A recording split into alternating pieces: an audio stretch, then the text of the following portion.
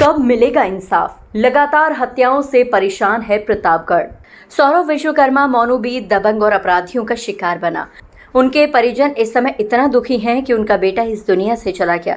उसे दबंगों ने पीट पीट कर मार डाला और अब न्याय के लिए दर दर की ठोकरें खा रहा है। 24 घंटे से ज़्यादा बीत गए हैं, लेकिन किसी बड़े आला अधिकारी ने उससे मिलने का प्रयास नहीं किया है। न ही मोनू के परिजनों को कोई सांत्वना देने आया। अपराधी अभी भी खुलेआम घूम रहे हैं। मिलते हैं और जानते हैं कि क्या परिजन कहते हैं। Bureau report. 8 बजे ना दरोगा आ रहे हैं।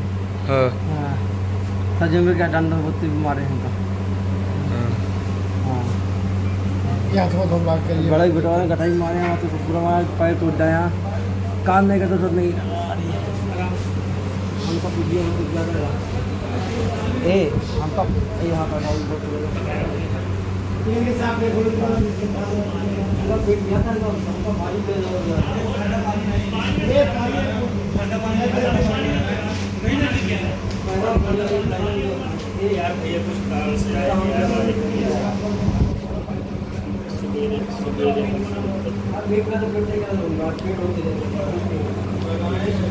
परिवार जब बिखरता है तो एक परिवार को नहीं कई परिवारों को उजाड़ देता है।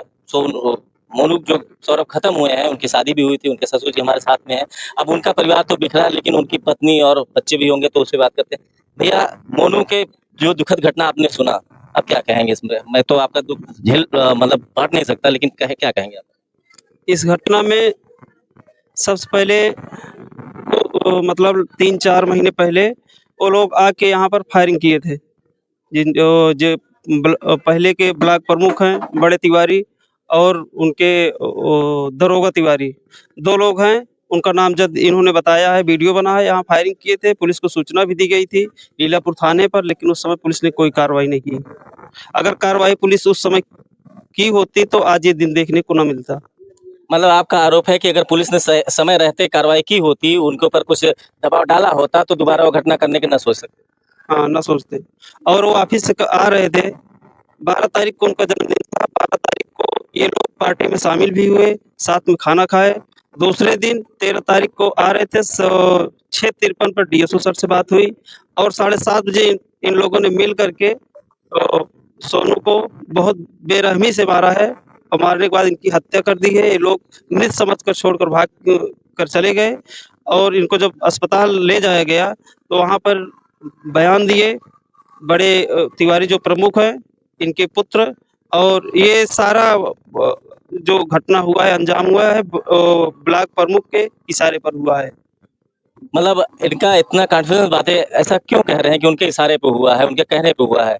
ये उनके बेटे द्वारा या किसके द्वारा कार्य किया गया? वो थे उसमें शामिल? ये बयान दिए हैं सर, बयान दिए हैं। वीडियो दिखा देंगे, मेरे पास वीडियो है। मैं आपको वीडियो ये अभी आपके चैनल के माध्यम से मैं तुरंत दिखाना चाहूंगा सभी लोगों को। आप लाइव रखिए, मैं वो वीडियो दिखाऊं जिसमें मृतक ने स्वयं बयान दिया है कि उसको किसने मारा है।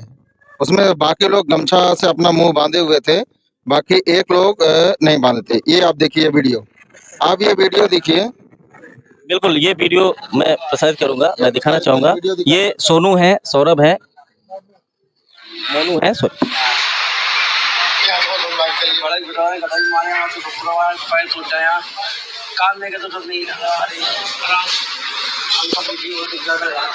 यानी जिस समय सोनू को मारा पीटा गया था, हॉस्पिटल में जाने के बाद होश था, बातें कर रहे थे वो। मोनू सॉरी, मैं माफी चाहूंगा। मोनू जो जिस समय उनको मारा पीटा गया था, यानी सौरभ जी जब गए थे अस्पताल में, वो जीवित थे, उन्होंने बातें की थी, उन्होंने बयान दिया था। सबसे बड़ी नाकामी इसमें प्रशासन की है, पुलिस की है, लीलापुर थाने की है कि यहाँ घटना होने के बाद भी अपराधी वहीं जाकर थाने में रुके थे, जिसका सीसीटीवी फुटेज भी है और वहाँ पर उनकी गाड़ी भी खड़ी हुई थी और वहाँ अस्पताल में भी। और ये जो प्रशासन बात कर रहा है, ये इनकी पूरी कार्यशैली संदिग्ध है। बहुत बड़ा आरोप है, खासकर चैलेंज है यहाँ के एसपी के लिए, दीपक भुकर जी के लिए। इतना बड़ा आरोप कि अगर घटना के बाद सीसीटीवी कैमरे में अपराधियों का थाने में पहुंचना, ये बहुत बड़ा आरोप है। इस पर जांच का विषय बनता है। चैलेंज है सर के लिए कि इस पर आप अपने जो आपने छवि बनाई है, एक अपराध नियंत्रण की छवि बनाई है, उस पर आपको काम करने की आवश्यकता है। इस इतने बड़े आरोप के साथ में तो प्रतापगढ़ कभी नहीं रहा है और आगे भी नहीं रहना चाहिए। और क्या कहना चाहेंगे? और हम ये कहना चाहेंगे कि जो पीट कर हत्या हुई है, मोनू विश्वकर्मा की। इसमें यह सोचो जो लीलापुर है, इसका कहना है कि एक्सीडेंट हुआ है। 1 भी % कोई नहीं कह सकता कि एक्सीडेंट हुआ है। किसको अवगत कराए थे? ये यहाँ के जो एसओ हैं उन्होंने आर.के. वर्मा विधायक को फोन करके बताया कि मारपीट नहीं, एक्सीडेंट हुआ है। और यानी फिर रानीगंज के जो विधायक हैं आर.के. वर्मा जी, उनको बताया गया कि एक्सीडेंट है। हाँ कि ये एक्सीडेंट है। और वो जब वहाँ अस्पताल में गए, बाकी और लोगों से उन्होंने जब जानकारी हासिल की तो ये मालूम पड़ा कि उनको पीट कर हत्या की गई है।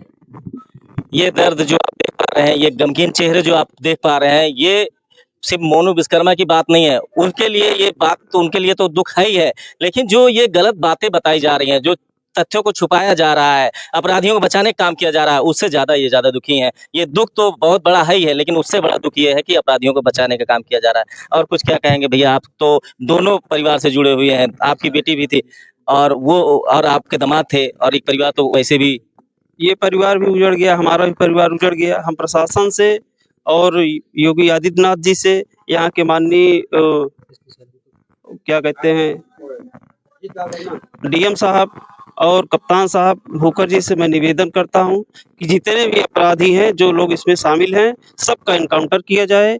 इनके घर बुलडोजर चलाया जाए, जो अवैध भट्ठे चले हैं उसको ध्वस्तीकरण किया जाए, जो इनके पास स्कूल चल रहा है, अवैध जमीन में कब्जा है, उसको भी ध्वस्त किया जाए। और जो मेरी बेटी है, उसके जीवन यापन के लिए उसको एक सरकारी नौकरी दी जाए। उसके 4-5 महीने का 5 महीने की बेटी है, और बेटी के शादी के लिए कुछ अनुदान दिया जाए, जिससे कि कुछ राहत मिल सके परिवार को। मांगे कितनी भी कर ली जाए, सरकार कितना भी पूरा कर दी, लेकिन जो परिवार उजड़ गया उसको फिर से आबाद कर पाना संभव नहीं है।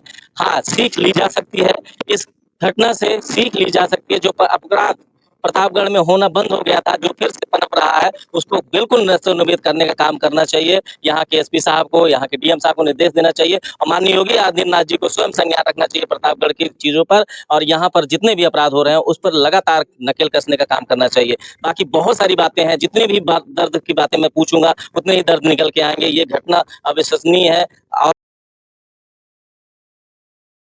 एक इस दुर्दांत घटना का जो अभी मौजूद है हमारे साथ संदीप विश्वकर्मा जी, जो प्रवक्ता हैं सभा से, उनसे मैं बात करूंगा कि 24 घंटे बीतने को आए हैं सर, अभी तक क्या आश्वासन मिला, क्या कार्रवाई हुई है, क्या अब कार्रवाई के नाम पे केवल एक व्यक्ति को, वो भी उसको गिरफ्तार नहीं किए हैं, वो दमदारी से जाके थाने में बैठ के अपनी गिरफ्तारी दिया दबाव में।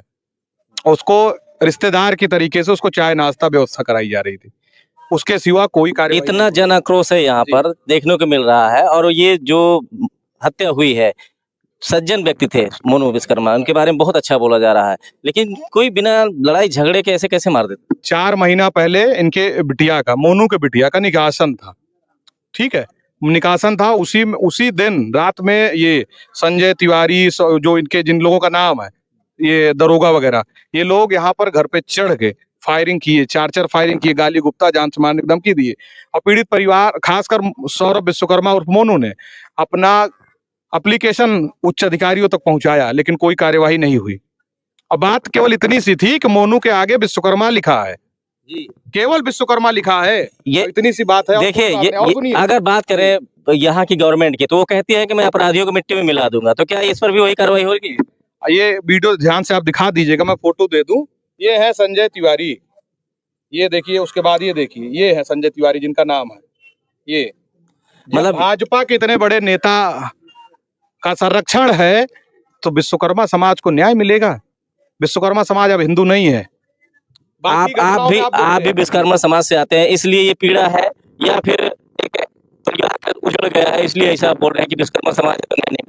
मैं इसलिए कह रहा हूं कि कोई ये पहली घटना नहीं है। 70 से अधिक घटनाएं हत्या बलात्कार की भाजपा के सत्ता पोषित गुंडों ने किया है।